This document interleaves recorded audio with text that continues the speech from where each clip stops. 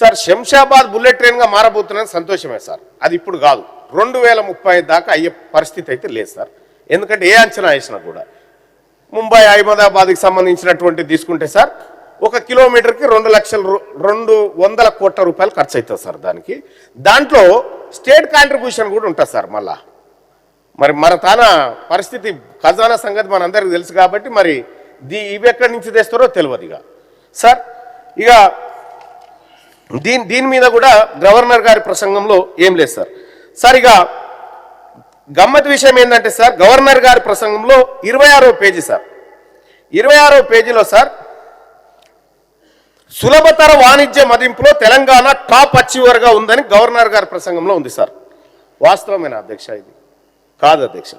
Department for promotion of industries and internal trade సంస్థ విడుదల చేసిన బిజినెస్ రిపోర్ట్స్ యాక్షన్ ప్లాన్ 2024 రిపోర్ట్లో తెలంగాణ 16వ స్థానం సార్.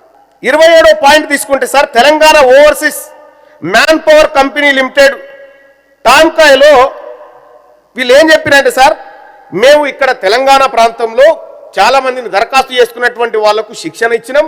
శిక్షణ ఇచ్చి నర్సింగ్లో కానీ ఇతర ఉద్యోగాల్లో శిక్షణ ఇచ్చి విదేశాలకు పంపినాం, యూకేకి పంపినాం, కెనడాకు, జపాన్కు, జర్మనీకి, యూఏఈకి పంపినాం అని చెప్పి పెట్టుకున్నారు సార్. ఇలా 16 దేశాలకు పంపినామని చెప్పి ఇలా పెట్టారు సార్. ఎంతమందిని పంపినాడు సార్ అంటే 13,930 మందిని ఇప్పటి వరకు మనం ఇక్కడ నుంచి ఈ టామ్కామ్ ద్వారా విదేశాలకు పంపినట్టుగా చెప్పుకున్నాం సార్. కానీ టామ్కామ్ వెబ్సైట్లో ఏం రాసుకుందో తెలుసా సార్? మేము ఇప్పటి వరకు 3,296 మందిని పంపినామని చెప్పుకున్నాం సార్. ప్రభుత్వం చెప్పిన లెక్కకు, ఆ వెబ్సైట్లో ఉన్న లెక్కకు ఎక్కడైనా పొంతనుందా సార్?